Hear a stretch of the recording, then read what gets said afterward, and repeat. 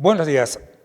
Toca el turno a la maestra en Ciencias Miriam Sánchez Galván compartir con ustedes el tema Estándares de apoyo en seguridad eléctrica, NMXJ 604 ANSE y evaluación de la conformidad. Muy bien. ¿Por qué es muy importante esta norma dentro de la NOM 001-CD? La NMXJ 604 establecerá los requisitos de instalaciones eléctricas en operación. Por lo tanto, ¿en dónde nos va a apoyar? Nos va a apoyar cuando realicemos verificaciones periódicas. Instalaciones eléctricas que ya están en funcionamiento. Una instalación eléctrica que ya está en funcionamiento tiene que ser evaluada de forma distinta a una instalación eléctrica nueva. Entonces, con mucho gusto les presento a la maestra Miriam Floriselda Sánchez Galván, la cual trabaja como unidad de verificación para ANSE.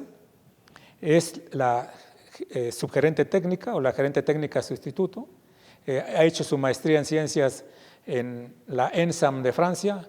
Es ingeniera electricista por parte de la ESIME y también tiene la maestría reconocida por el CINVESTAB. Su amplia experiencia en instalaciones eléctricas de alta tensión en Siemens y como verificadora, sí es una conocedora del tema. Muchísimas gracias. Miriam, adelante.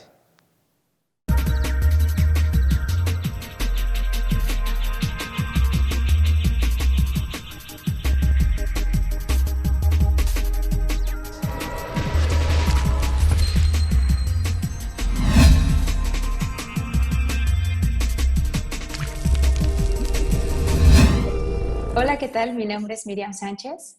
Muchas gracias a ANSE por la invitación de participar en el 16º Congreso de la NOM 001-CD, que es muy importante para nuestro sector eléctrico. El día de hoy voy a platicarles sobre un tema muy importante, los estándares de apoyo en la seguridad eléctrica. Estos estándares evidentemente vienen en la NOM 001-CD 2012, que es nuestra NOM vigente. Sin embargo, quiero también platicarles sobre una norma, la NMXJ 604-2016, que habla precisamente de los métodos de diagnóstico y reconocimiento de las instalaciones eléctricas cuando ya están operando. Entonces, esto definitivamente es muy importante. Por lo que, si les parece, continuamos. ¿Qué vamos a ver en este curso? Bueno, primero vamos a ver cuál es el fundamento normativo de la seguridad en las instalaciones eléctricas. Evidentemente, la NOM 001-CD 2012, el PEC, el procedimiento de evaluación de la conformidad de la NOM 2012, en la parte del anexo B, y como una referencia vamos a tomar a la NMXJ 604-2016, que habla sobre los métodos de diagnóstico y reconocimiento de las instalaciones eléctricas ya en operación. Dentro de esta NOM vamos a ver dos grandes rubros. El rubro que es métodos de diagnóstico, que es cómo podemos identificar de manera ocular cuáles son los requisitos a considerar en la seguridad de las instalaciones eléctricas, como en medios de desconexión, acometidas, transformadores, motores, áreas clasificadas como peligrosas. Y también en la sección 3 vamos a ver algunos métodos de medición importantes, como son la resistencia de aislamiento en los conductores y cómo podemos hacer la continuidad eléctrica de las envolventes, la resistencia de los electrodos artificiales, etc. Vamos a tocar algunas mediciones importantes para determinar el grado de seguridad de una instalación eléctrica. Pues empecemos con el fundamento normativo. Como sabemos, la NOM 001-CD, su objetivo es no funcionar como una guía de diseño para personas que no estén calificadas. Sin embargo, el uso apropiado de esta NOM, para hacer el uso apropiado de esta NOM, pues es necesario, como sabemos, recibir capacitación, ya que a veces no podemos interpretar bien un artículo o es de difícil comprensión, cuando puede ser más fácil si se tiene capacitación al respecto. El procedimiento de evaluación de la conformidad, que es una metodología para saber, mediante la verificación, cuál es el grado de cumplimiento de una instalación eléctrica. El procedimiento de evaluación de la conformidad, recordemos que es un procedimiento de nivel nacional, que todas las unidades de verificación de la NOM 001 debemos seguir imparcialmente. Y por último, la NMXJ 604, que como ya lo comenté, establece algunos requisitos de métodos, unos requisitos de métodos de diagnóstico y métodos de medición para instalaciones eléctricas que ya están en operación. Esto es una herramienta fundamental tanto para unidades de verificación como para personas que se encargan del mantenimiento de las instalaciones eléctricas. Bueno, en el título 4 de la NOM 001 sede hablamos de protección para la seguridad. Exactamente en la sección 4.1.1, donde dice que los requisitos establecidos para garantizar la seguridad de las personas, animales y bienes puedan resultar de la utilización de las instalaciones eléctricas, es decir, antes de la construcción y el proyecto eléctrico.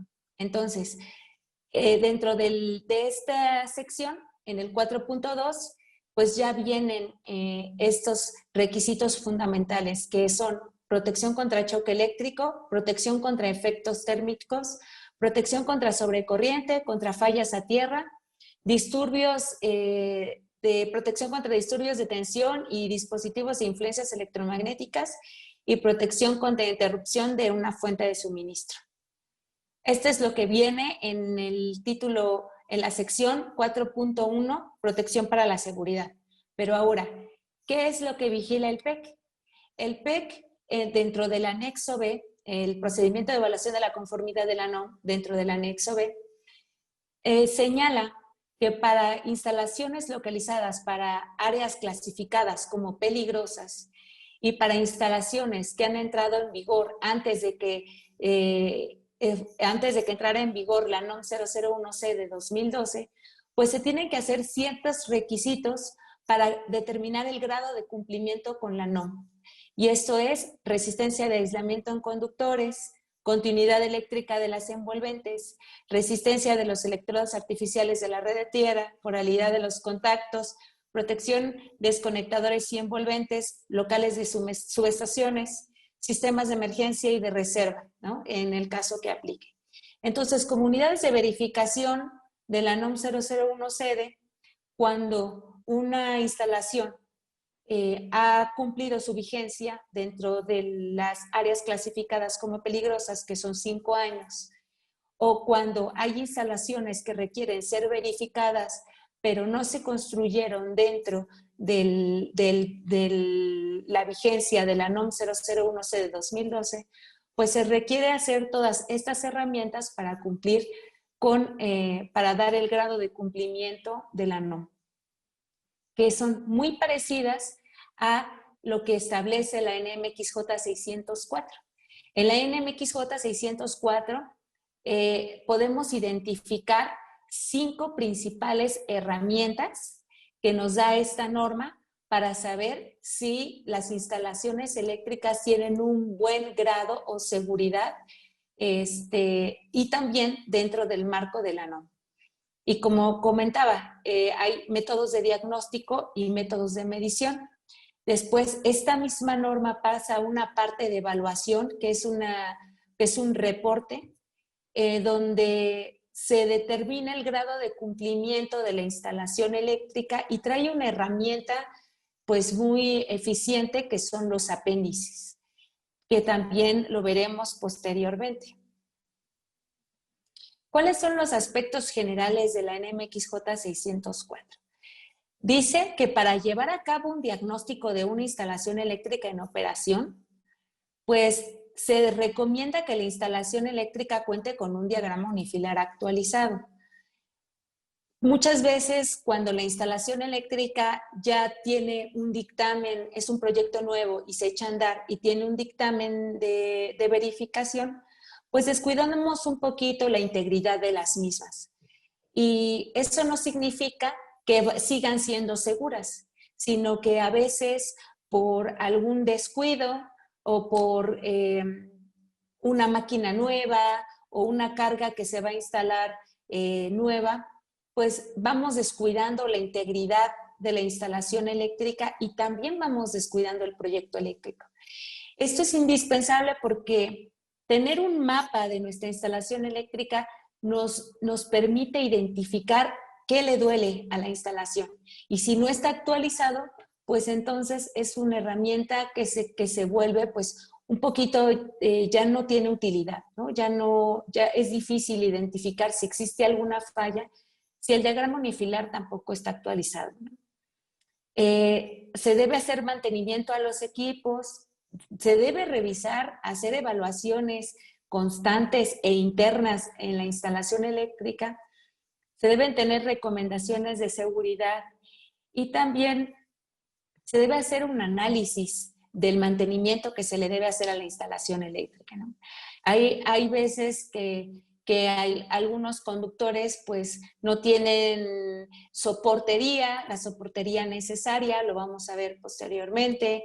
Los circuitos derivados dejan de estar identificados, los directorios se borran, entonces pues es indispensable darle un mantenimiento apropiado y adecuado a nuestra instalación cuando está operando también y no olvidarla, ¿no? Entonces, en conclusión, las instalaciones eléctricas deben diagnosticarse, deben evaluarse y también con esto vamos a determinar las condiciones de seguridad en las que estamos trabajando y cómo podemos mejorar la instalación eléctrica. Dentro del método de diagnóstico, la NMXJ 604 nos recomienda dentro de varios rubros o secciones de nuestra instalación o partes de nuestra instalación, nos recomienda que nos enfoquemos en ciertos puntos. Como verán, en la imagen se muestra cuál es la recomendación que la NMXJ 604 nos da para cierto tipo de instalación, pero que también he cruzado con la sección de la NOM 001CD que hace referencia a este mismo aspecto. Es decir, tendríamos una norma oficial mexicana que es de cumplimiento obligatorio para evaluar este mismo requisito y también tenemos una NMX que ahora con la Ley de la Infraestructura de la Calidad, llamado estándar, nos brinda este apoyo para evaluar esta misma condición de la NOM. Por ejemplo, en acometidas, pues debemos identificar que los conductores estén firmemente sujetos a la instalación. Que el equipo de acometida sea de fácil acceso, ¿verdad? Porque muchas veces en el ejercicio de nuestra profesión, verificando instalaciones eléctricas, pues nos encontramos que a veces los cuartos de acometidas o los cuartos eléctricos pues suelen ser bodegas, cuando principalmente deben de estar de fácil acceso por si existe una condición insegura, pues se tenga la facilidad de la desconexión del equipo, manual del equipo, ¿no? Asimismo, todas las acometidas deben de presentarse libres de daño, es decir, libres de corrosión, libres de deterioro. Si existe algún daño en los aislamientos de los conductores, debemos identificarlos y reemplazarlos o hacer la medida correctiva pertinente. Además, la acometida debe de ser lo suficientemente robusta para soportar mi carga o mi demanda.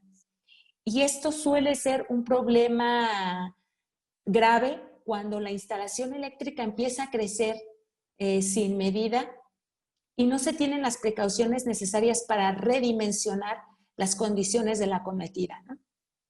Muchas veces, cuando se hace una ampliación de carga ante la compañía suministradora, pues este análisis se vuelve obligatorio. Pero hay condiciones cuando el cliente ya tiene una carga contratada, pero está en una demanda menor y quiere crecer, donde del suministrador no le vigila nada, pues es complicado que el cliente que no sé, que se dedica a empaquetar chocolates y que tiene máquinas para empaquetar chocolates, sepa precisamente que tiene que crecer también su acometida, ¿no? A lo mejor no es su ámbito, pero muchas veces en el desconocimiento de la electricidad o del campo de la industria eléctrica, pues aspecto, ¿no? En los alimentadores, pues hay muchas inconsistencias a la hora de que una instalación eléctrica también está operando. En la NMXJ 604, pues nos recomienda que los conductores y las canalizaciones deben de terminar en conectadores apropiados. Y aquí, por ejemplo, vemos el neutro, es un empalme que no tiene un conector apropiado para el conductor, ¿no? También es muy común ver protecciones que tienen terminales que son aprobadas para recibir un solo conductor en su terminal y vienen 2 o 3 conductores, ¿no? Esto es evidente, la evidencia del crecimiento mismo de la instalación eléctrica que se ha descuidado por hacer una ampliación rápida, ¿no? También nos recomienda que los alimentadores deben estar protegidos contra sobrecorriente. Recordemos que conductores pequeños con interruptores grandes o con capacidades de sobrecarga y de capacidades o ajustes grandes, pues no protegerán la capacidad del conductor, ¿no? Entonces, es un método de cálculo que como bien sabemos, para personas que nos dedicamos a este cálculo de conductores, pues cada ajuste debe de ser determinado con precisión de acuerdo al conductor para proteger al conductor. Y también que estos ajustes sean apropiados para la carga que alimentan. Asimismo, no se debe mostrar daño evidente de los conductores y también los conductores deben de estar protegidos mecánicamente. Como vemos o se puede apreciar en la foto, no hay canalizaciones para los conductores. También vemos que las entradas del tablero, pues los conductores no están protegidos, no tienen conectores aprobados. Entonces, esto difícilmente puede asegurar la seguridad de las instalaciones eléctricas, ¿no? Es un aspecto importante que hay que considerar. En circuitos derivados. En circuitos derivados es muy común ver conductores que no respetan el código de colores. Adicionalmente, los conductores y las canalizaciones también deben de tener accesorios aprobados. Por ejemplo, en la fotografía que estamos viendo, las zapatas, como les comentaba, son aprobadas para recibir un solo conductor. Y ahí está recibiendo 2 conductores, que es la evidencia plena de que la instalación eléctrica creció y que no se le está poniendo un interruptor o una protección de sobrecorriente a uno de los 2 terminales, ¿no? Entonces, es conveniente que cuando la instalación eléctrica crezca, cuidemos los circuitos derivados, cuidemos que cada uno de ellos tenga su protección contra sobrecorriente. Esto, sin duda, nos va a beneficiar en cuanto a que la carga va a estar mejor protegida y igual la integridad de la instalación eléctrica va a ser mucho mejor, ¿no? Entonces, los alimentadores deben estar protegidos contra sobrecorriente, los conductores deben de ser del tamaño y capacidad suficiente para alimentar la carga, los conductores deben estar aprobados para el uso que se les da y evidentemente no deben demostrar deterioro. Muchos conductores en los aislamientos, por querer forzar la conexión, pues se decapan o se les quitan hilos, como por ejemplo vemos en la terminal de neutro, pues igual por forzar, ¿no? En la entrada de los conductores, pues hay ahí un esfuerzo. Entonces, pues es importante que cuidamos también estos aspectos. Dentro del alambrado, Pues este es todo viene en la NOM 001CD, viene dedicado un capítulo, el capítulo 2, dedicado completamente al alambrado. Principalmente, los conductores deben de estar identificados para su uso. Es decir, los conductores de neutros con colores grises o blancos y los conductores de puesta a tierra de color verde o los que son desnudos o verdes con franjas amarillas. Además, los conductores o sus ensambles deben estar sujetos para asegurar que no se transmitan esfuerzos en los conductores. Y los empalmes y derivaciones deben de estar conectados sólidamente, y yo le agregaría que deben de tener conectores apropiados para su uso. Todos ellos no deben de mostrar evidencia de desgaste, de daño, de abuso físico o sobrecalentamiento o deterioro. Y aquí pues vemos que la caja de conexiones o la caja donde está el interruptor pues queda muy pequeña para el tamaño y el radio de curvatura de los conductores.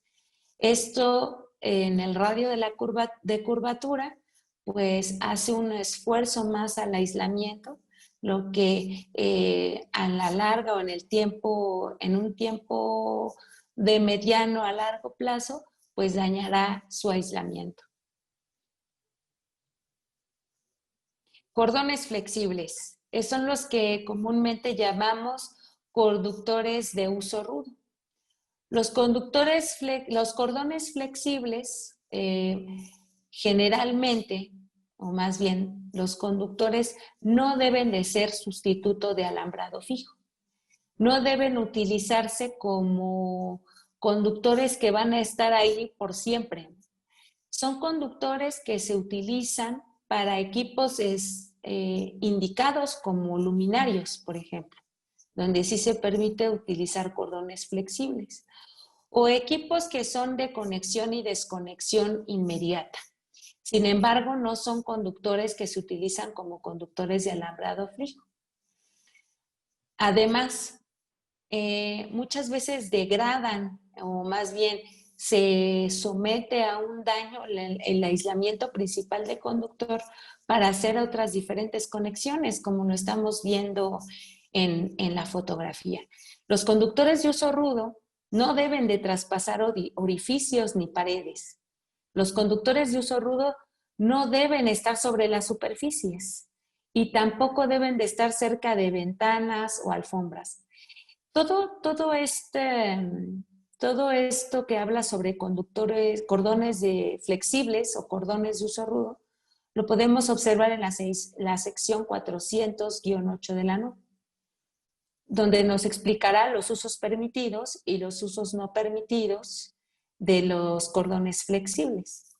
Sin embargo, pues esto es una práctica común dentro de las instalaciones eléctricas que ya están en operación.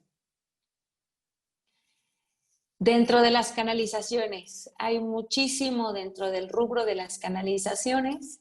Sin embargo, la NMXJ 604 nos marca los aspectos principales. Las canalizaciones siempre deben de estar sujetas firmemente. En la sección 300-11, 342-30 para conduit, uso semipesado, en la 392-30, que es de charolas, nos dice a cada cuánto y de qué tipo van a ser la soportería, o a cada cuánto tengo que soportar la tubería conduit. Además, las canalizaciones no deben demostrar corrosión, no deben demostrar daño, no deben demostrar, o más bien deben estar íntegras en toda su longitud. Y a veces cuando hacemos modificaciones dentro del inmueble, pues esto se pierde, ¿no? Hay veces que ni siquiera utilizamos canalizaciones, hay veces que solamente dejamos pasar los conductores y se quedan así, ¿no? Esto se le llama que las canalizaciones deben de ser eléctricamente continuas. Por ejemplo, quedan 20 centímetros de tramo conduit y pues dejan los conductores así, ¿no? En esos 20 centímetros. Y a veces las personas o los instaladores o o las personas encargadas de mantenimiento, pues comentan que pues a poco por 10 o 20 centímetros que falta tubo conduit, pues vas a marcar una no conformidad. Y se entiende, pero es una condición de seguridad que debemos respetar, porque evita que los conductores tengan humedad, porque evita que los conductores sean sometidos a daños físicos, ¿no? Otra cosa importante es que siempre los tubos o la tubería o cualquier canalización debe terminar con un accesorio que sea especial para este uso. Y no podemos dejar las aberturas o las ranuras del tablero y solamente pasar los conductores, ¿verdad? Porque los tableros son partes o partes cortantes que pueden someter al aislamiento a un año. Entonces, los invitamos pues a utilizar conductores apropiados para la terminación correcta de las canalizaciones hasta los tableros, cajas, etcétera, ¿no? Y evitar fallas. Y otra práctica también muy común es que los conductores, las canalizaciones, no sean aprobadas para el sitio o para el uso específico. Por ejemplo, hay tubería de PVC al exterior, ¿no? Que se daña con el sol. O puede ser que en instalaciones clasificadas como peligrosas haya tubería de tipo semipesado o que esté instalada al exterior y sea tipo semipesado. Esos aspectos son primordiales cuando nosotros diseñamos una instalación y la construimos, porque es lo que le vamos a dejar al cliente o al dueño de la instalación cuando nosotros terminemos nuestro trabajo. Y qué mejor que hacerlo de la mejor manera y que no tenga que hacer modificaciones que en un futuro pues puedan costar un poco más caras. Otra condición importante pues son las cajas de conexiones. Las cajas de conexiones, como conocemos bien, en la sección 314 de la norma nos habla de cajas, tapas, envolventes de los conductores. Dice que en la sección 314-23 las tapas siempre deben de asegurarse, siempre deben estar sujetas firmemente y de manera segura. A veces los conductores están tan apretados, iba a decir tan atiborrados, ¿no? de conductores que evidentemente esa caja de conexión está mal calculada y que atiborramos tanto que la misma tapa pues no deja cerrar, ¿no? Y esto puede producir fallas y mucho más cuando las cajas no están aterrizadas, ¿no? Firmemente.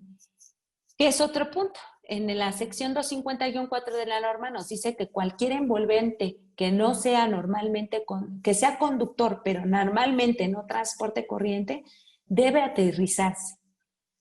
Y hay en algunas ocasiones que se puede comentar, pero si yo ya paso mi conductor de puesta a tierra por la tubería, ¿por qué debo de aterrizar la caja? Sin embargo, es importante porque se tiene un punto de baja impedancia ahí disponible y se asegura una correcta conexión de la caja. Si nosotros solamente hacemos pasar el conductor de puesta a tierra, no aseguramos una correcta conexión. Y eso es también para conduits. Todos deben de tener su protección de puesta a tierra. Y a veces con los años, pues los tornillos se pierden, y a veces ya ni tienen tapas, ¿no? Entonces, pues son detalles pequeños detalles que hay que cuidar. Y pasamos a una sección muy importante dentro de la NOM y yo creo que dentro de cualquier instalación eléctrica. Pero muchas personas no entiendo por qué no lo ven dentro de la seguridad, dentro del grado mayor de responsabilidad de una instalación eléctrica, que es el sistema de puesta a tierra. Para mí, el sistema de puesta a tierra es la principal condición de seguridad eléctrica de cualquier instalación. Increíblemente, cuando vamos a revisar las instalaciones, muchas personas que son dueños de gasolineras, de alguna gasolinera, de estéticas, de iglesias, donde hay mucha gente que se conjunta, de centros de convenciones, no hay sistema de puesta a tierra, por increíble que parezca, ¿no? Y esto es importante porque la instalación eléctrica debe contar con un sistema de puesta a tierra y todo esto viene en la sección 250 de la NOM.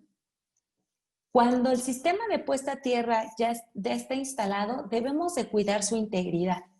Y adicionalmente a estas normas que mencionamos, hay una norma de la Secretaría del Trabajo que vigila el cumplimiento de los sistemas de puesta a tierra. La STPS es la NOM 022 de la STPS, que nos da desde medición cómo debe de estar la instalación y nos habla un poquito de descargas atmosféricas, ¿no? También existen infinidad de artículos que hablan sobre la integridad de la puesta a tierra. ¿Y eso por qué? Porque la puesta a tierra se descuida un poco por estar a la intemperie. ¿Por qué? Porque los conductores, como deben estar conectados sólidamente a través de un conductor desnudo, pues a veces se corroen.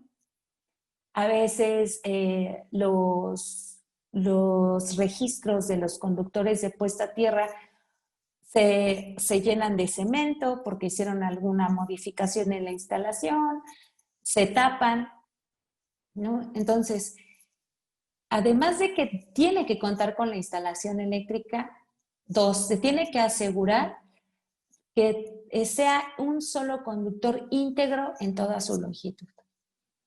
Y que se realice una buena conexión del sistema de puesta a tierras, que no queden conductores flojos, que se tengan que utilizar conectores mecánicos cuando se deban de utilizar, conductores soldables cuando se deban de utilizar, y adicionalmente que nos permitan hacer o tener un registro para la medición del sistema de tierras y para saber en qué estado se encuentra, ¿no? Entonces, los conductores deben estar protegidos contra daños físicos, aunque sean conductores desnudos, deben de estar protegidos contra daños físicos y más aún contra el vandalismo, porque además de que el objetivo es asegurar una corriente de baja impedancia, cuando haya una falla y se roban el conductor de puesta a tierra, no existe un circuito que le dé continuidad a esta falla. Y si no nos damos cuenta que se lo han robado, pues difícilmente vamos a poder tener esa seguridad, ¿no? Entonces, hay que asegurarnos de que el conductor sea continuo, que esté protegido, que todos los sistemas estén unidos al sistema de puesta a tierra, porque pues es comprensible, por ejemplo, en los sistemas de comunicaciones, cuando se tiene una delta para aterrizar los sistemas de comunicaciones, pues que esta delta está aterrizada sólidamente, pero no está unida con el sistema principal, porque son sistemas sensibles que si existe alguna descarga eléctrica, pues puede ser que se dañen esos sistemas. Sin embargo, en la sección 250-3 de la NOM 001-CD habla de una tabla, o indica una tabla para la aplicación, para sistemas de comunicaciones, para hospitales y en fin, dice la serie de requerimientos por sección que debes cumplir. Y esto no exime de que todos, independientemente de qué sistema sea, de que todos los envolventes que normalmente no transportan corriente, pues se conecten a tierra. Como lo comentamos, cajas de conexiones, cajas en los contactos o comúnmente llamadas chalupas, carcasas de motores, carcasas de plantas de emergencia, envolventes de transformadores, envolventes de tableros. Todo debe de ir conectado al circuito de baja impedancia. Y todo esto se hace mediante un cálculo. Este cálculo existen diferentes normas de referencia y normas oficiales mexicanas para poder seleccionar adecuadamente el conductor de puesta a tierra, pero ya en la sección 250, en este caso 250-66, ya te dice, te da un criterio de selección para el tamaño del conductor de puesta a tierra. Entonces, pues es un tema interesante, podríamos seguir hablando de puesta a tierra. Sin embargo, sí es un tema muy importante dentro de la seguridad de las instalaciones. Dentro de los dispositivos de protección contra sobrecorriente nos encontramos infinidad de casos. Y si ustedes han tenido experiencia en este tipo de instalaciones, no me dejarán mentir. Los dispositivos de protección contra sobrecorriente son de los puntos más débiles de las instalaciones eléctricas. Y lo podemos comentar en el webinar que se va a tener el 19 de octubre a través de ANSE para comentar nuestras experiencias acerca de todo lo que hemos platicado y sobre los dispositivos de protección que ya se encuentran quemados, que ya se encuentran oxidados, inclusive dispositivos de protección que tienen roedores, panales. Bueno, he visto, gracias a Dios, he visto varios casos muy particulares, pero que me dan el aprendizaje de saber que los dispositivos de protección contra sobrecorrientes son de los principales aspectos de seguridad y que debemos evitar su daño físico. Debemos evitar su deterioro y además hacer las conexiones pertinentes para que el dispositivo de protección contra sobrecorriente no tenga terminales flojas, que sean las terminales que deben de ir, no, por ejemplo, en este caso el neutro, ¿no? Que los conductores que protegen esta protección pues no muestren señales de daño. Y adicionalmente, una parte muy importante es que se calculen de manera adecuada los dispositivos de protección contra sobrecorriente. Es decir, protegiendo al conductor y protegiendo a la carga, ¿no? Dependiendo de todas las condiciones en las cuales se va a conectar la carga, pues determinaremos la selección del dispositivo de protección en base también a sus curvas para seleccionar el dispositivo de protección adecuado. Esto es en cuanto a los interruptores termomagnéticos, pero también, como sabemos, existen otros dispositivos de protección contra sobrecorriente muy comunes, que son los fusibles. Los fusibles, pues también no deben de tener evidencia de daño, deben de seleccionarse de manera adecuada y también deben de estar instalados conforme a la norma o al uso correspondiente. Esto es generalmente para todos los equipos y viene en la sección 110-2 de la norma, donde dice que todos los equipos instalados en las instalaciones eléctricas deben de ser de acuerdo para su uso y que tienen que estar construidos bajo una norma, ¿no? En resumidas cuentas, que los equipos estén certificados. Entonces, generalmente, pues esto es de las condiciones en las que adolece la instalación. En los medios de desconexión para motores, para acometidas, deben de estar marcados y también deben de indicar su propósito.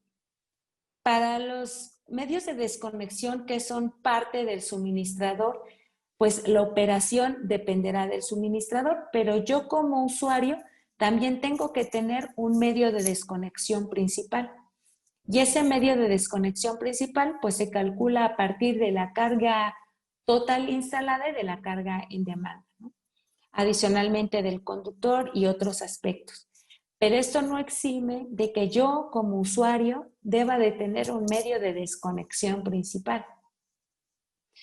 Y ha habido casos en que no hay hasta las derivaciones de los tableros, ¿no? Pero esto, por obvias razones, pues es una condición de seguridad que cuando observes alguna condición de falla, tengas un medio para desenergizar todo y de manera accesible. Bueno, tableros de alumbrado, control y distribución. Los tableros que alojan los circuitos derivados en las instalaciones eléctricas también suelen ser los más descuidados, y más porque existen luego circuitos derivados que ni siquiera tienen medio de protección. Vemos, por ejemplo, en la fotografía que hay conductores que van directamente, bajan a un tablero. O, por ejemplo, tableros que se abren o que para pasar la tubería, como en la fotografía, que dañan la envolvente se daña la envolvente o el exterior del tablero para hacer pasar ese circuito. Quiere decir entonces que esto es una evidencia clara de que la instalación eléctrica crece y que los requerimientos de la instalación eléctrica están ahí en los errores que vemos, ¿no? Que se reflejan.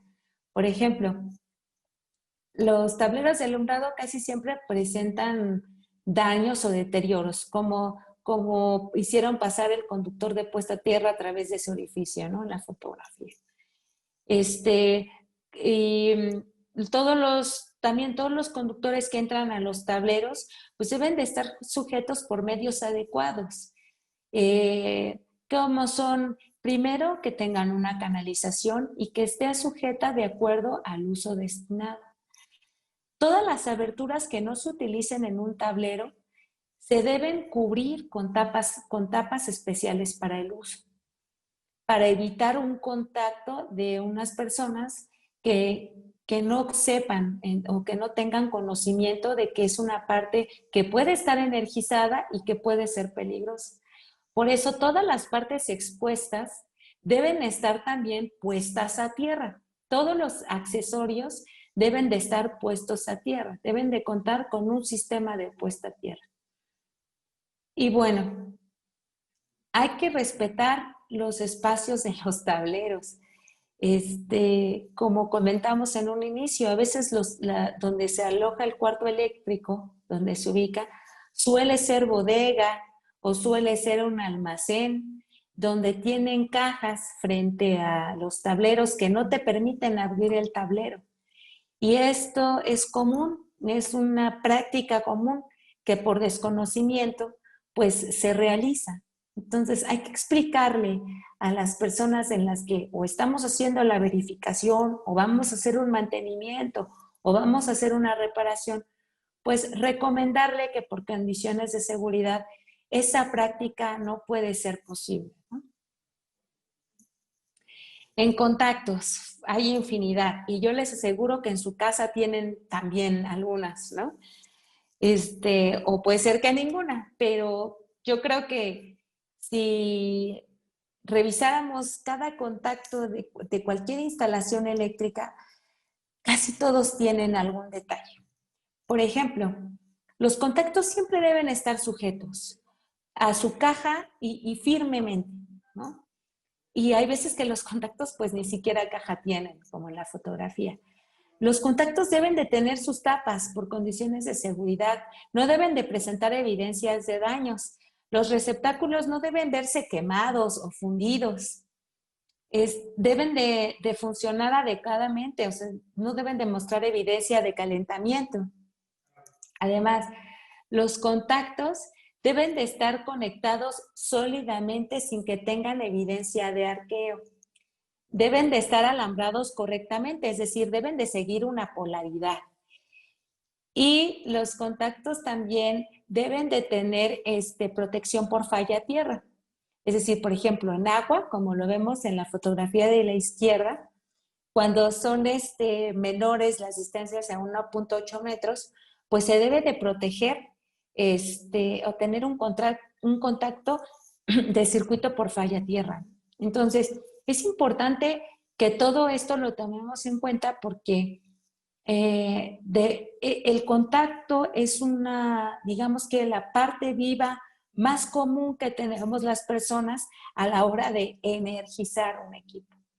Y pues esto puede ser desde que tengas cercanía con tu hijo de 1 año o de 2 años, que tenga cerca un contacto y que no tenga pues, sus tapas apropiadas de seguridad, que no tenga puesta tierra, que no esté conectado.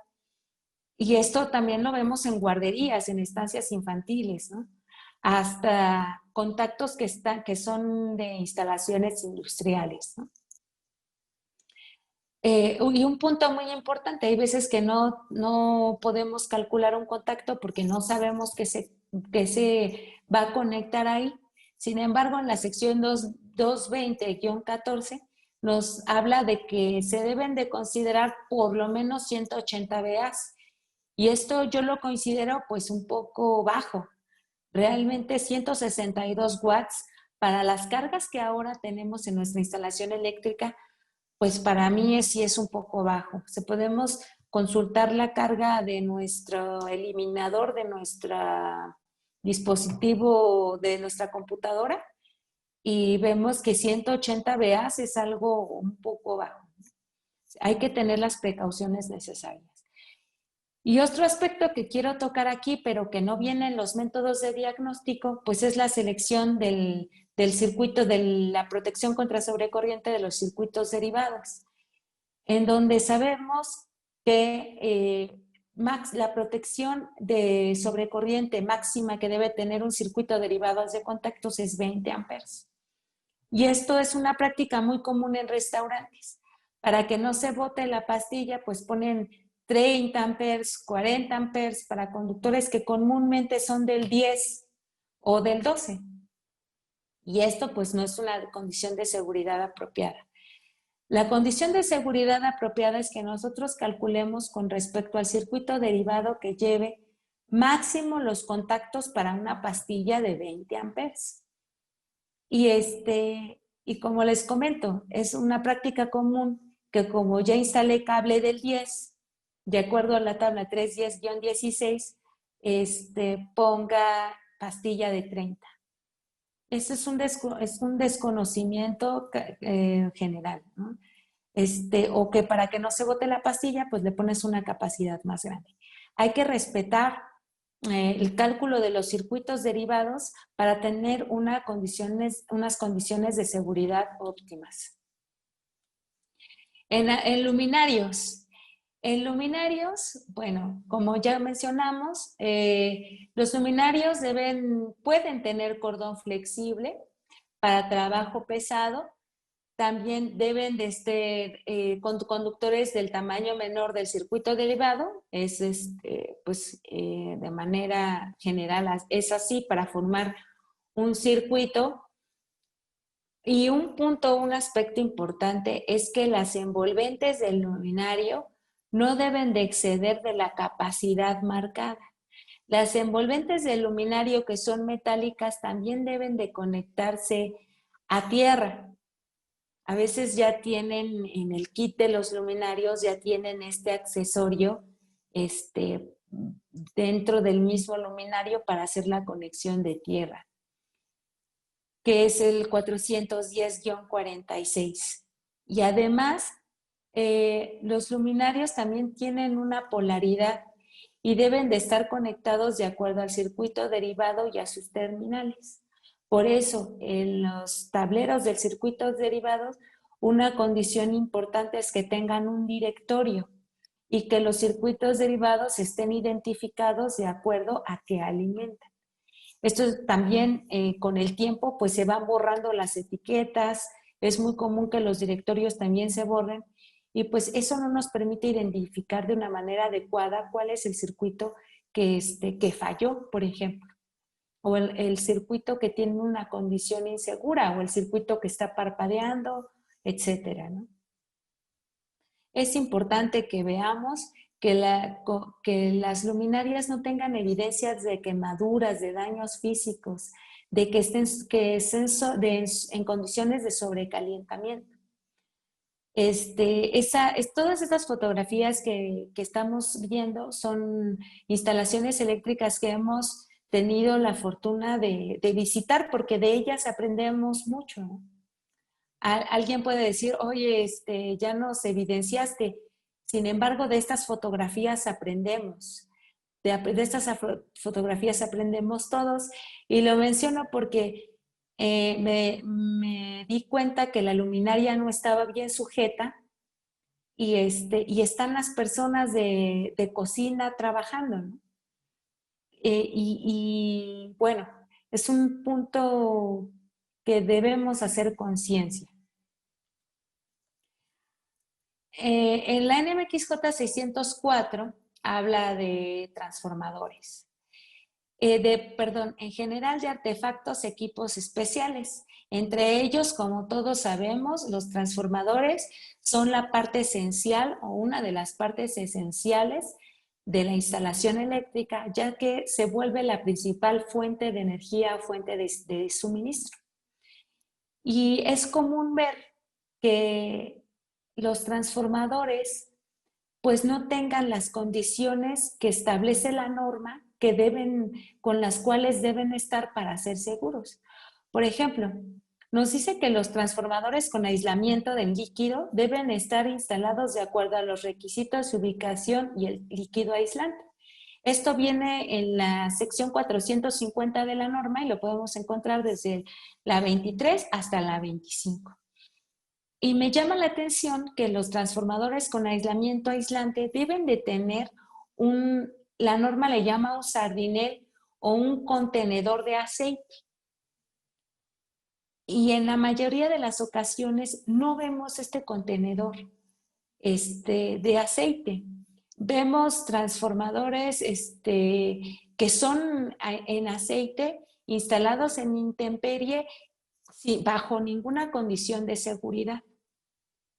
Además, los transformadores, por ejemplo, los tipo seco, que generalmente se utilizan para tensiones bajas, 480 a 220, que vemos en los edificios, donde son subestaciones compartidas que distribuyen la energía en 480 y en cada piso, por ejemplo, ya tienen un transformador tipo seco que baja a tensión de utilización 220.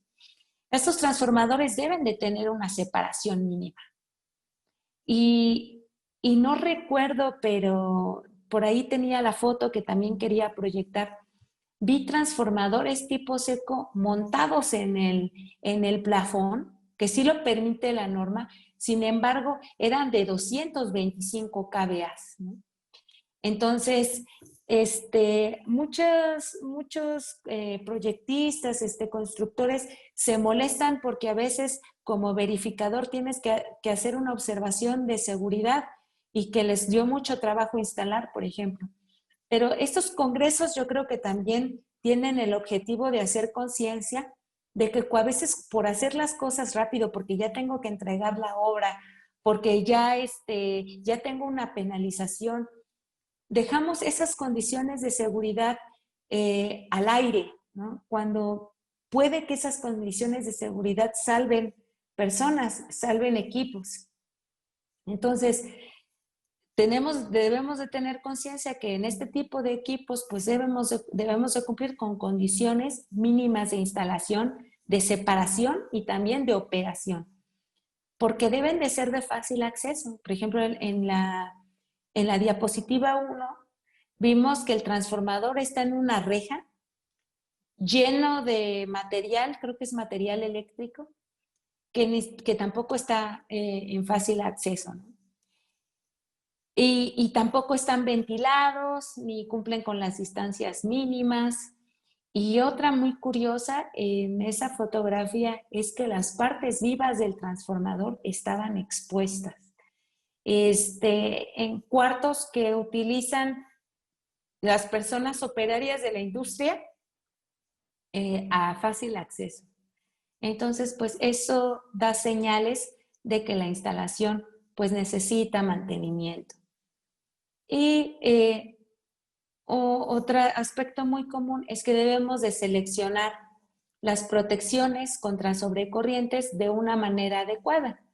El artículo, en la sección 450-3, inciso A, nos define para transformadores de más de 600 volts, tanto en el primario como en el secundario, el ajuste que debemos de tomar en cuenta para la selección de la protección contra sobrecorriente. Y también habla en la sección 924-4 de subestaciones todas las condiciones que se necesitan para que los transformadores operen de manera adecuada, como por ejemplo que no pueden ser bóvedas de almacenamiento. Eso es de las poquitas cosas en este tiempo tan corto que podemos hablar de transformadores, de motores igualmente. Hay veces que no se les ve la placa de datos, entonces ¿cómo volver a reajustar ese motor, ¿no? El dispositivo de protección contra sobrecarga, cuando no tienes la placa de datos con los valores permitidos, ¿no? Sin embargo, la norma en la sección 430-6, más bien en toda la sección 430, pues te da opciones. El área de trabajo alrededor del motor debe de tener una distancia de seguridad. Todas las distancias de cualquier equipo las podemos observar en la sección 110-26 de la norma de espacios de trabajo. Además que los dispositivos de protección del motor deben de ser accesibles y que los dispositivos que se encarguen del control del motor se deban poder desbloquearse con alguna llave o algún medio. Esto muchas veces va contra las prácticas de los de mantenimiento porque se puede prestar a que se juegue o a que hay personas malintencionadas que puedan hacer algún tipo ahí de maniobra indeseable, ¿no? Pero esto también es por la seguridad, por condiciones de seguridad, de tener esa manera de tener alguna llave o un medio para poder bloquear esto. Y pues la selección adecuada de los conductores y también de las protecciones del motor. Esto es por lo menos en esta norma, en la NMXJ 604, dice que por lo menos el 125% de la corriente de plena carga. Y de esto habla el 430-24. Esto lo podemos ver también de acuerdo, o se puede seleccionar de acuerdo a las revoluciones del motor. Si son de alto par o si son revoluciones o de varias velocidades, ¿no? Todo esto debe de ser de acuerdo también a la capacidad nominal y a la corriente nominal del motor y otro aspecto muy importante, a la corriente de arranque, ¿no?, del motor. En aires acondicionados, pues los conductores que alimentan varias unidades deben de estar dimensionados para la capacidad de corriente. No podemos conectar un grupo de equipos de aire acondicionado en un solo circuito que está dimensionado para un solo aire, ¿verdad? Además, debemos de tomar en cuenta que este circuito derivado debe de tener una protección de cortocircuito y también debe de tener una protección de falla tierra. Hablando de artefactos, equipos y equipos especiales, otro gran elemento de las instalaciones eléctricas e importante son los motores.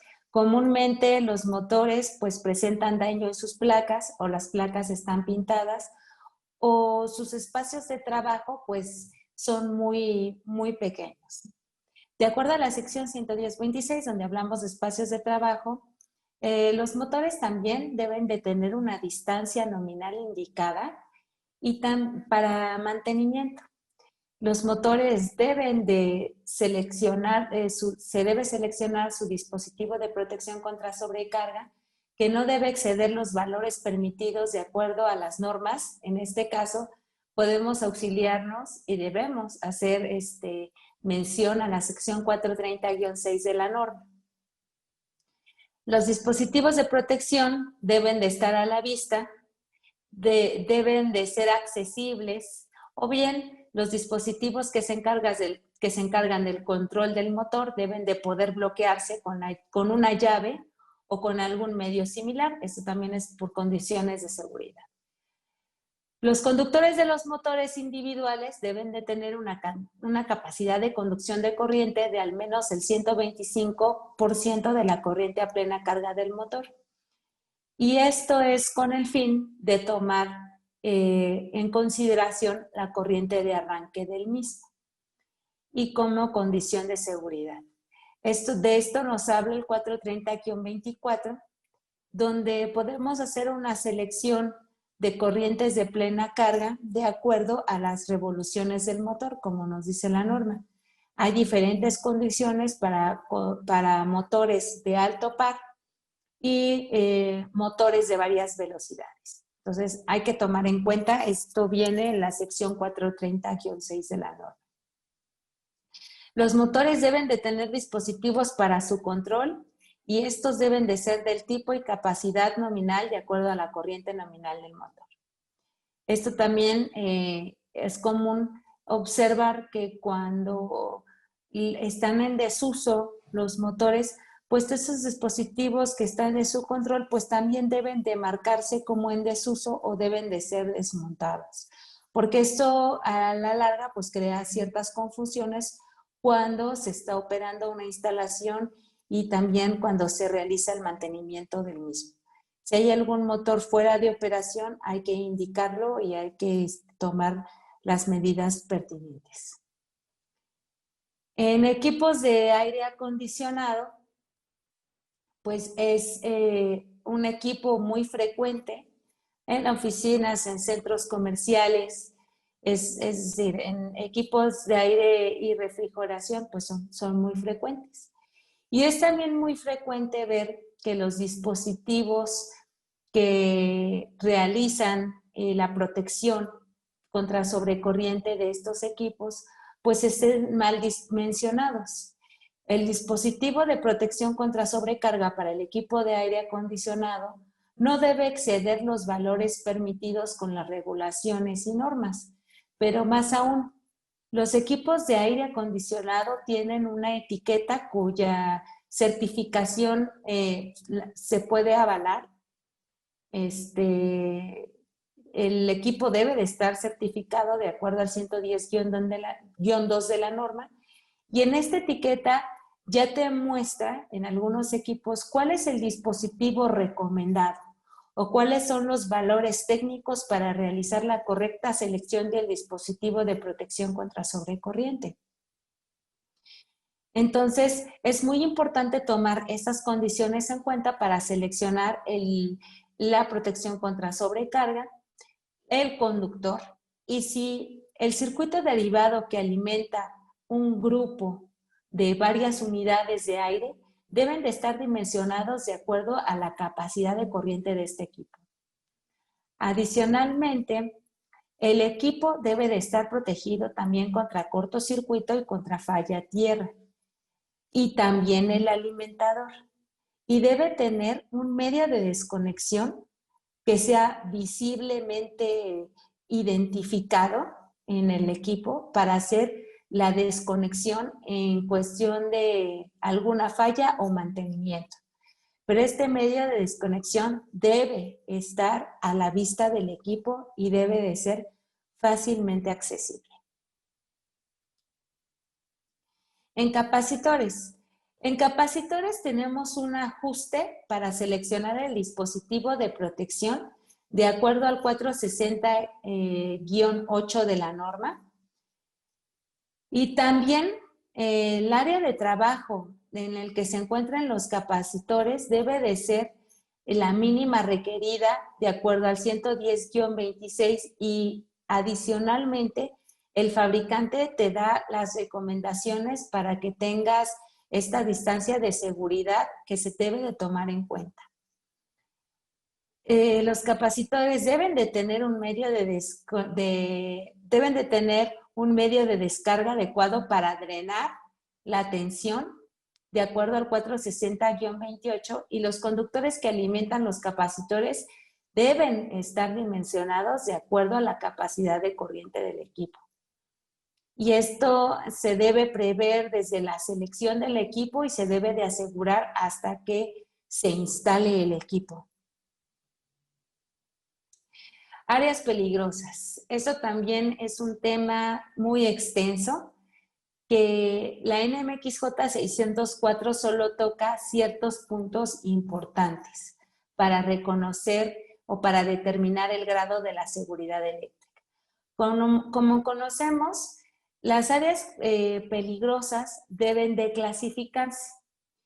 La clasificación de las áreas debe de realizarse de acuerdo a los polvos, a los líquidos, a las fibras, a los vapores que se encuentren en la instalación eléctrica.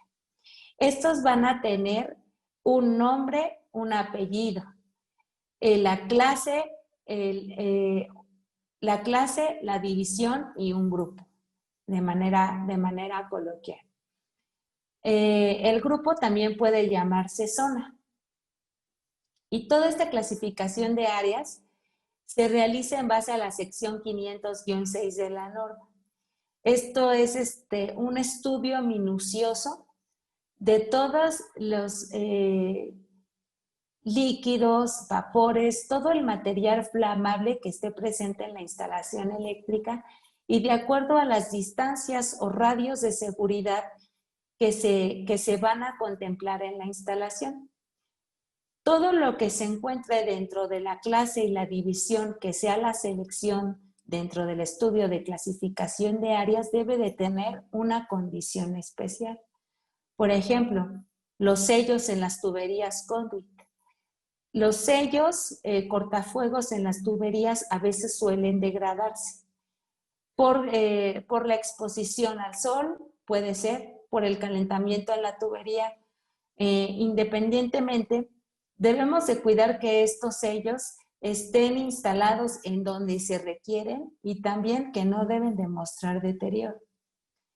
Todas las cajas, todos los accesorios que sean utilizados para áreas clasificadas como peligrosas deben estar aprobados para este uso. Debemos, si estamos comprando o seleccionando material para clase 1, división 1, esto lo debe indicar en la ficha de datos técnicos de ese material o de ese equipo en particular que vamos a solicitar. Además, debemos de comprobar o más bien de cerciorarnos que los medios de las canalizaciones tampoco presenten daños físicos, que no presenten corrosión. Y el envolvente no debe exceder el 80% de la temperatura de ignición del gas o vapor específico que puede encontrarse en el área. De acuerdo a la sección también 500-6, inciso 3 e inciso 4. En todas las áreas clasificadas como peligrosas, todos los envolventes de los equipos deben estar instalados de acuerdo a sus especificaciones técnicas, como lo mencionamos. Si voy a instalar un motor en cierta clase en cierta clase y división de la instalación, debo de comprar accesorios y todo lo pertinente a la conexión de ese motor que sea clasificado para ese uso. Esto de acuerdo a la sección 500-8, inciso A. Todo el alambrado, o sea, el cableado y el equipo del que deben estar puestos sólidamente con conectores aprobados, sin excepción, como lo mencionamos, todas las instalaciones deben de contar con un sistema de puesta a tierra. Y también, por ejemplo, los conductores de fase no deben mostrar evidencia de daño físico, corrección, etc. Para plantas de emergencia, las plantas de emergencia deben calcularse para las cargas que sean capaces para alimentar las cargas en demanda de emergencia. Puede ser que toda la carga sea ocupada para alimentarse en servicio normal o emergencia, o puede ser que seleccionemos cargas indispensables que requieren estar siempre en funcionamiento, por lo que se determinará una capacidad en kilowatts de la planta de emergencia adecuada para esas cargas. Todas las plantas, todos los equipos de transferencia deben de estar identificados, deben de tener su etiqueta cuando es normal y cuando es emergencia, de acuerdo al 700, a la sección 700-7, en este caso para avisos, y los equipos de transferencia deben de cumplir con todos los requisitos para el equipo de emergencia correspondiente y para su norma aplicable. Entonces, deben estar coordinados la planta de emergencia con su transferencia y también con la fuente de energía normal, de fuente normal. El sistema de protección contra tormentas eléctricas pues es un punto fundamental que dentro de instalaciones eléctricas pequeñas pues no se toma en cuenta, pero por ejemplo, para instalaciones eléctricas como clasificadas como peligrosas o donde tienen condiciones en donde pueden estar cargados eléctricamente o con electrostática, deben de ser conectados también a tierra y deben de contar con un sistema de protección contra descargas eléctricas. Todos los elementos que integran un sistema de protección contra tormentas eléctricas deben de estar libres de daño mecánico, corrección, deben de instalarse conforme al sitio en el que están o van a funcionar o van a operar. Y bueno, también deben de estar conectados al sistema de puesta a tierra. Debe consultarse la información previa antes de identificar los puntos críticos y también deben de seguirse y aplicarse un programa de mantenimiento que le dé al sistema de protección contra descargas atmosféricas, que le den actividades preventivas y correctivas pertinentes para que deba operar adecuadamente.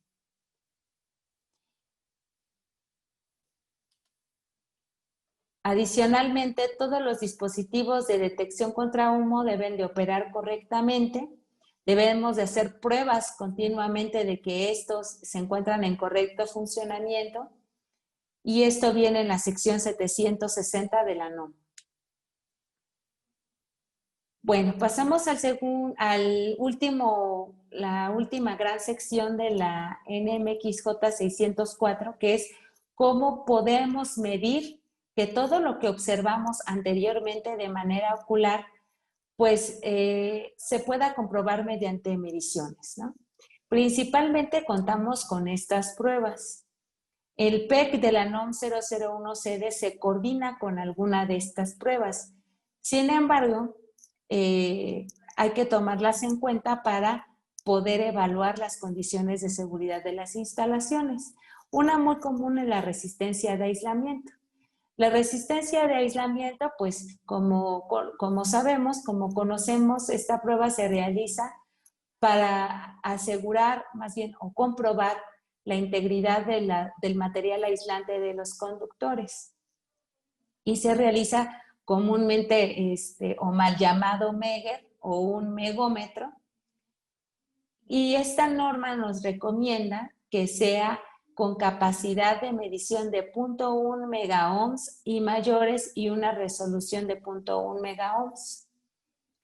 También es importante que la potencia de medición en corriente directa sea de hasta 1000 volts, ¿no? Y debemos de tener un medidor con un medidor de tiempo de 60 segundos, o 1 minuto, que es el tiempo máximo en el que dura la prueba. Es importante que la resistencia de aislamiento es una prueba que es de cuidado, que se desconecten todos los conductores en sus extremos, que se sigan las instrucciones del equipo de medición y también que esta prueba se realice a temperatura ambiente controlada, ya que la resistencia de aislamiento pues se ve afectada a diferentes temperaturas, humedades extremas.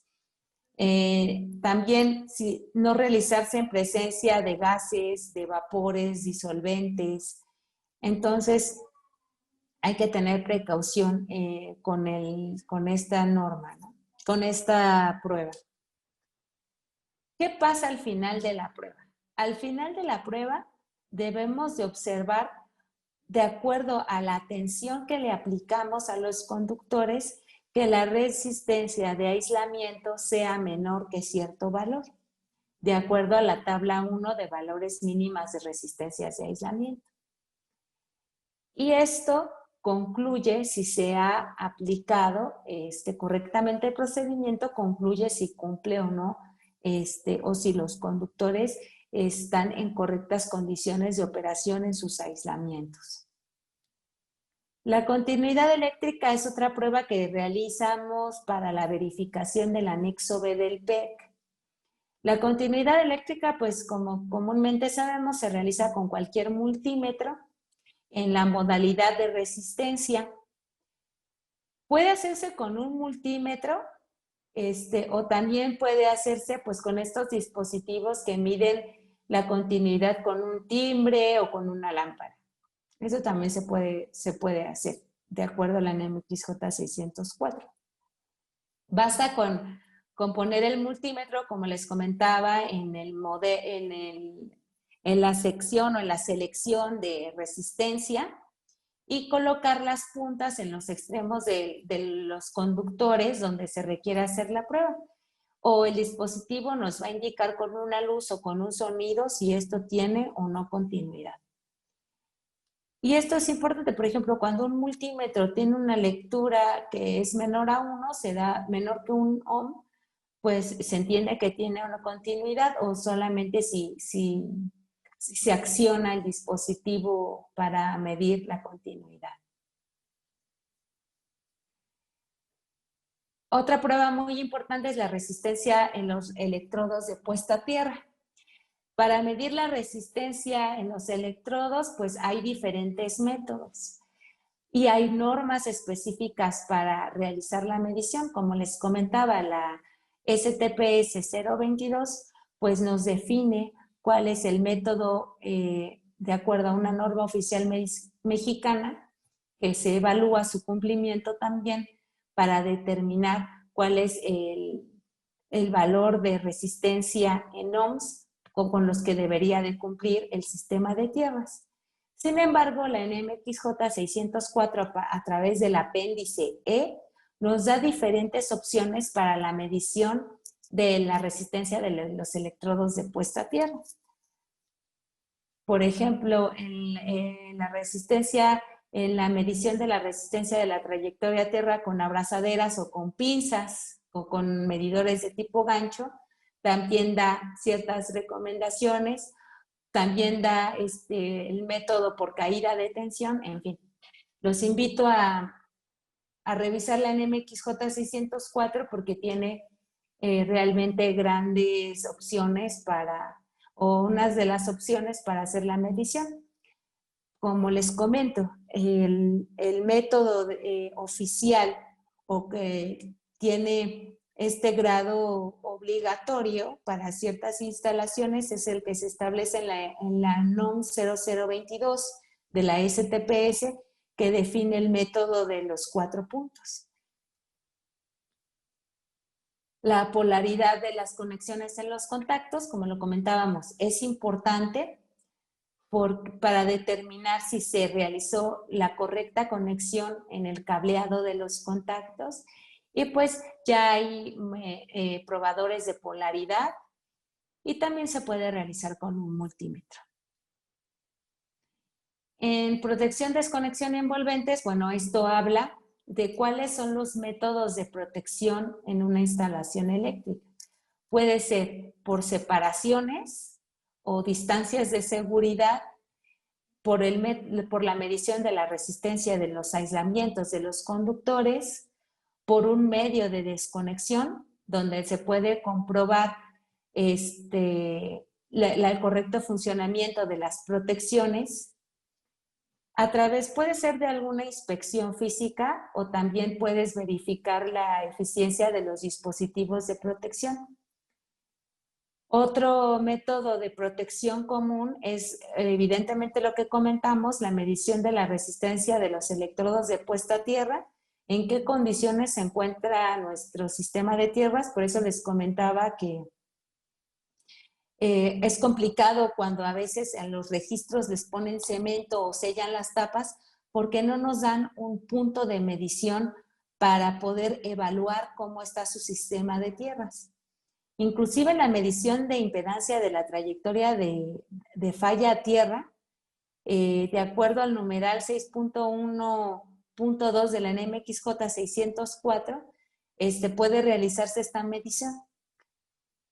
Pero pues sí tenemos que tener puntos en los cuales podamos tener una referencia y poner el medidor de resistencia o de resistividad, de acuerdo como sea el caso.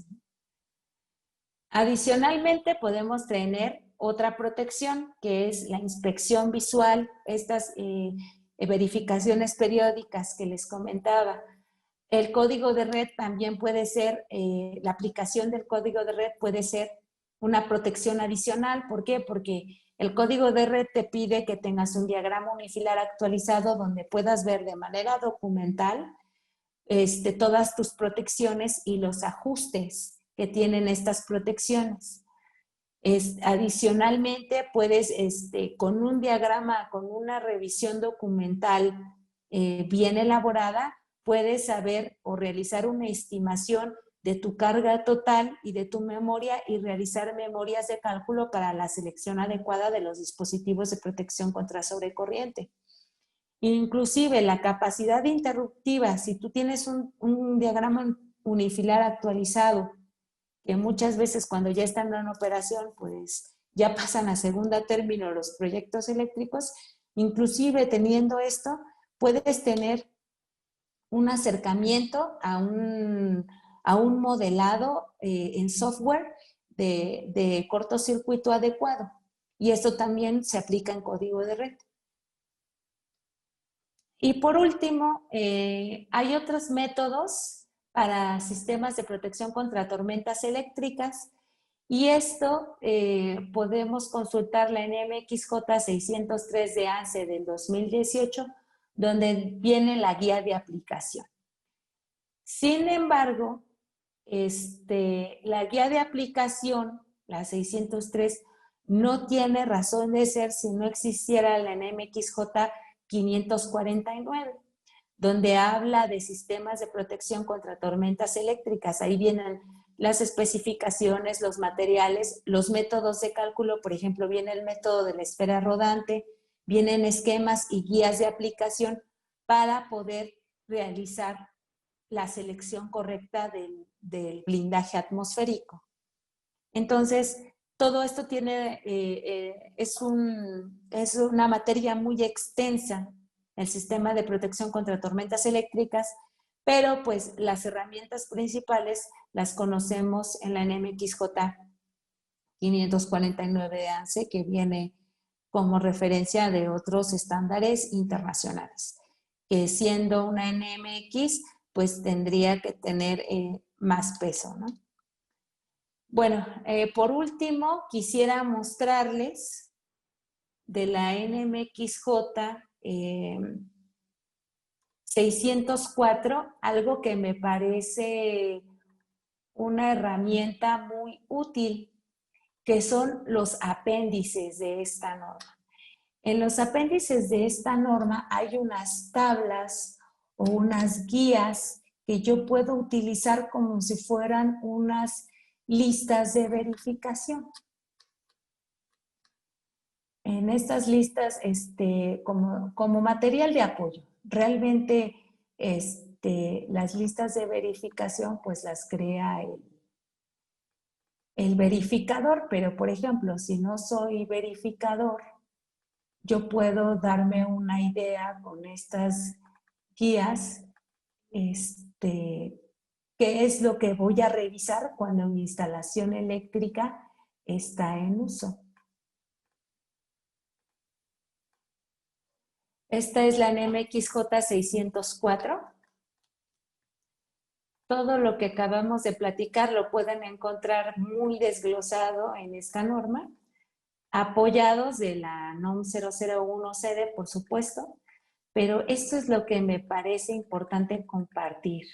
Miren, este apéndice nos da como una guía de cuando vamos a hacer un diagnóstico de una instalación eléctrica en operación, cuáles son los datos importantes que debemos tomar en cuenta a la hora de hacer este diagnóstico. si tiene o no planos, en qué ubicación está, las características en las que encuentras la instalación. Y esto va mucho de la mano, por ejemplo, con una solicitud para una verificación periódica, por ejemplo. Y miren, aquí está una herramienta muy útil que pueden encontrar en esta norma, que es como una lista de verificación, por ejemplo, para acometidas, todo lo que acabamos de comentar. Si vas a visitar una acometida, ¿qué es lo que tienes que observar? Tamaño, capacidad nominal, no mostrar evidencia de deterioro o corrosión, y aquí cumple o no cumple, observaciones, ¿no? Esto es para acometida, esto es para los alimentadores, los circuitos derivados, todo lo que acabamos de comentar en esta plática pues viene en estos apéndices ya para que uno pueda tener una guía más completa de qué es lo que tengo que revisar si la instalación eléctrica está en operación. De la puesta a tierra, de los dispositivos de protección contra sobrecorriente, de los interruptores, métodos de desconexión, en fin. Entonces, esto me parece una ayuda grande, grande para personas que no son verificadores, pero que quieren diagnosticar su instalación eléctrica. Y pues aquí te da los aspectos importantes. Entonces, este es otro formato, pero para ahora las mediciones. Resistencia de aislamiento, resistencia contra tierra, resistencia de los electrodos, polaridad, todo lo que acabamos de platicar. Entonces, me parece una herramienta muy útil que quería compartir con ustedes y que pueden consultar en esta norma, ¿no? La NMXJ 604. Y voy a volver a compartir la presentación. Pues nada más y por último, para agradecerles el tiempo que me han brindado, para agradecerle a ANSE por la invitación y para que sigamos participando en este tipo de congresos que pues son de gran ayuda para nuestra formación, tanto de ingenieros como de personas que nos dedicamos al sector eléctrico, poder compartir estas experiencias a través de estos congresos. Así que muchas gracias a todos, gracias al ingeniero Bulmaro por la presentación y pues nada, quisiera comentarle que nos vemos el 19 de octubre en el webinar para que me comenten qué les pareció esta pequeña charla sobre seguridad de las instalaciones en operación y qué han visto ustedes. Que me compartan su experiencia, cómo pudieron resolver los problemas que sus verificadores les han puesto a la hora de revisarles sus instalaciones. Muchas gracias nuevamente y espero que se encuentren muy bien en estos tiempos difíciles, pero que sin duda nos hacen aprender que también se pueden hacer este tipo de congresos de diferentes maneras. Muchas gracias.